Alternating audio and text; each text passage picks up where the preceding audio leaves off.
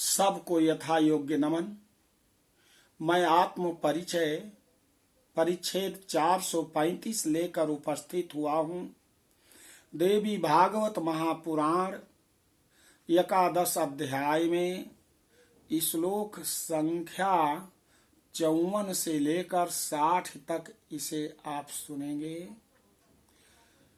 माता जगदम्बा सती के छाया शरीर को शिव जी अपने सिर पर रखकर नृत्य करते हैं और इस नृत्य के प्रभाव से पृथ्वी कांपने लगती है, सर्वत्र भय उपस्थित हो जाता है।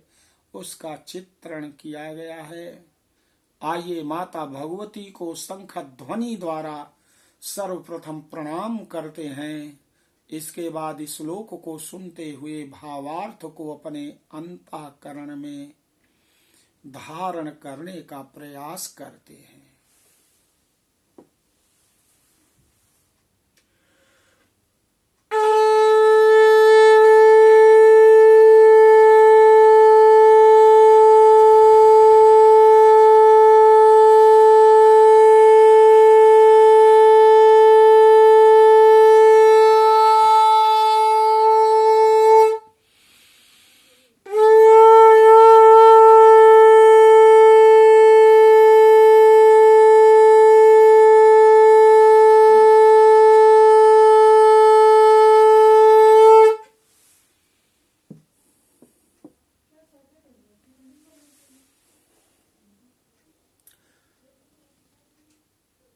मुखवाद्यं ततश्चक्रुर नानृतुश्चालसज्जटाः कदाचित् शिरसा धृत्वा कदाचित् दक्षिणे करे कदाचित् वामहस्ते च कदाचित् स्कन्धदेशके कदाचित् वक्षसि प्रीत्या परिनृत्यन् सदा शिवः ननर्तचरणौ घातैः कम्पयन् धरणीतलाम् चन्द्रलोकस्थितश्चन्द्रो ललाटे तिलको अभवत् ज्वलज्जटा विनिक्षिप्ता बभूवस्तारकागणा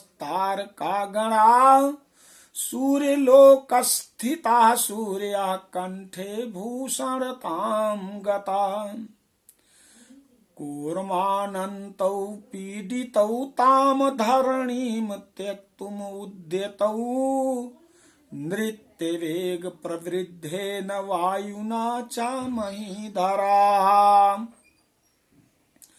सुमेरु प्रमुखाश्चेलुर्वृक्षा इव महामुने एवं भूतानि संक्षोभे नृत्यन् सर्वाम वसुन्धराम् बभ्राम शिरसा धृत्वा छाया सत्यांग विग्रहाम् शिवस्तु परमामोदो मनसैवं व्यचिन्तयात्। इसके अनंतर सुशोभित जटाओं वाले प्रमथगण मुखवाद्य गाल बजाने लगे और नाचने लगे। चारों ओर नाचते हुए शिवजी सती के छाया शरीर को कभी सिर पर, कभी दाएं हाथ में, कभी बाएं हाथ में, तो कभी कंधे पर और कभी प्रेम पूर्वक वक्ष स्थल पर धारण कर अपने चरण प्रहार से पृथ्वी को कंपित करते हुए नृत्य करने लगे। चंद्रलोक में स्थित चंद्रमा उनके ललाट पर तिलक के समान सुशोभित होने लगा। नक्षत्र मंडल दे दीप्यमान जटाओं में गुथ गया जटाओं में जाकर स्थित हो गया और सूर्यलोक में स्थित भगवान भास्कर उनके कंठाभरण बन गए। हे महामुने, कच्छप और शेषनाग उनके चरण आघातों से पीड़ित होकर धरणी छोड़ने को उद्यत हो गए। अत्यंत वेग पूर्वक नृत्य करने से प्रचंड वायु बहने लगी, जिसके कारण सुमेरु आदि बड़े बड़े पर्वत वृक्षों के समान कांपने लगे। इस प्रकार चराचर जगत को क्षुब्ध करते हुए और सती के छाया शरीर को सिर पर धारण किए हुए नटराज शिव संपूर्ण पृथ्वी पर नृत्य करते हुए घूमते रहे और वह प्रसन्नता पूर्वक मन में ऐसा सोचने लगे। तो आपने श्लोक संख्या 54 से 60 तक सुना। इसके आगे अगले परिच्छेद में बोलो आदि शक्ति माता भगवती की जय।